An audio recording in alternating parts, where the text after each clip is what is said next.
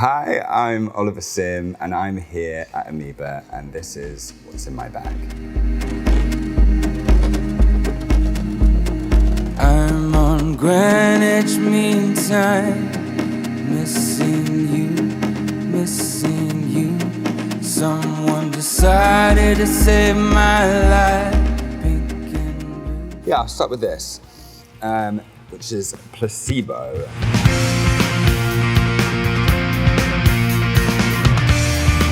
This record changed my life because when I first saw Placebo, when I first saw Brian and Stefan from the band, I thought they were aliens. I'd never seen anyone like them before. They were making angry music, but they were doing it in kind of like form-fitting summer dresses. The first song I heard from them was Nancy Boy.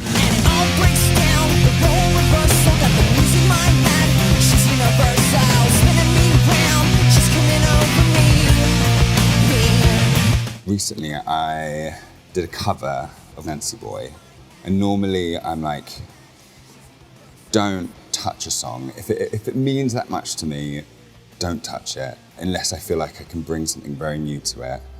And I turned it into a ballad. And it all breaks down at the first rehearsal, got the muse in my head. She's universal, spinning me round. She's coming over me. As an adult and like reading the lyrics, there was so much more meaning to it, and so much I realized I didn't understand at the time. But yeah, I love Placebo. Love. Okay, if we're talking about like formative years, Buffy the Vampire Slayer was another one of my heroes.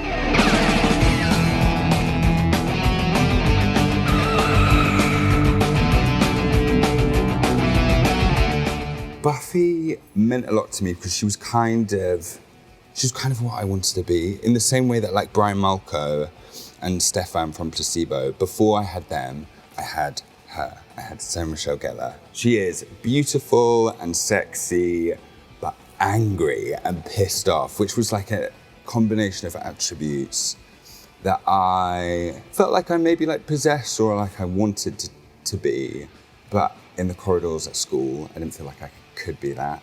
I've had so many like discoveries through this show. I've had so many like sexual awakenings through this show. I was always a Spike kind of guy rather than Angel. So, last time I was in LA with the XX, I wasn't able to come to Amoeba, but Romy and Jamie came and they picked out some stuff.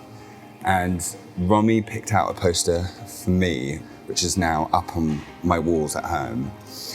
So I was like, I need to leave here with another poster. And this really caught my eye.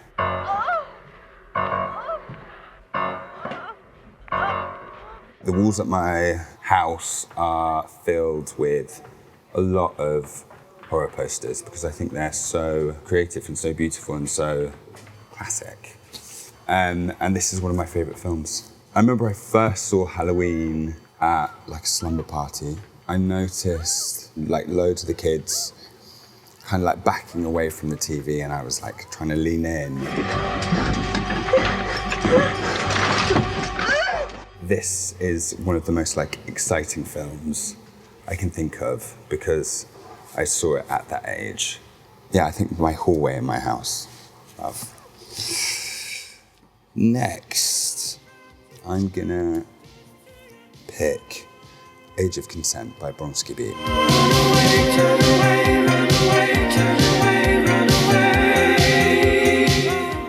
I have had the pleasure of collaborating with Jimmy Somerville. He is on a track on my record called Hideous. Be brave, have trust, just be willing to be loved.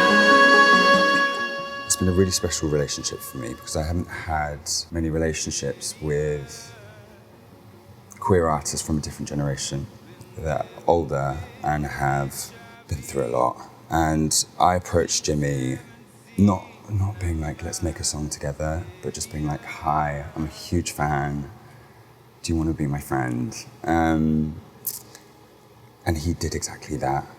Hideous is a song where I talk about my HIV for the first time. And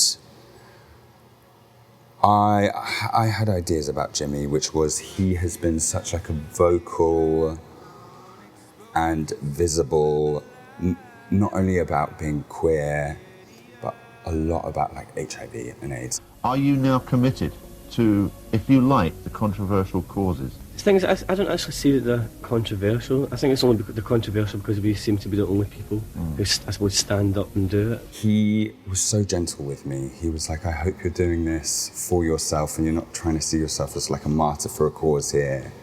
But he has just been a really good friend to me. You know, coming from the XX with my two best friends, it's given me the perfect excuse to be like, I don't need to meet anyone else.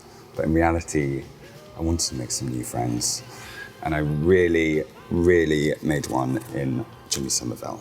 So, love him, this is special. But my next pick is Carrie. This film scares me. You're a woman now. Why didn't you tell me, Mama? This film scares me not because of Sissy Spacek and her telekinesis, but because of Carrie's mother.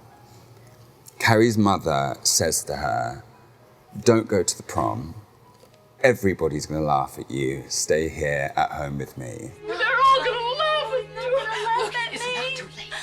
You can stay here with me. Sit down and be quiet! That is terrifying to me. That's the scariest thing I can think of, because that's the voice, like the internal voice of anxiety being said to her by her mother, and her mum's meant to like keep her safe and look after her. So I think like Carrie's mother is one of the most brilliantly like terrifying characters ever in film. So this will always be, if I want to scare myself, I'll watch this. And my final pick, we're on a real like horror theme today, but I think this is one of the most brilliant horror soundtracks of all time.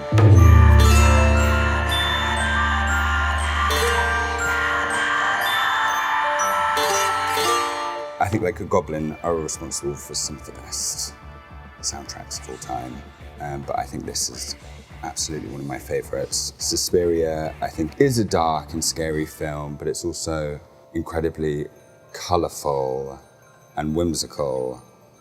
And I think the music reflects that.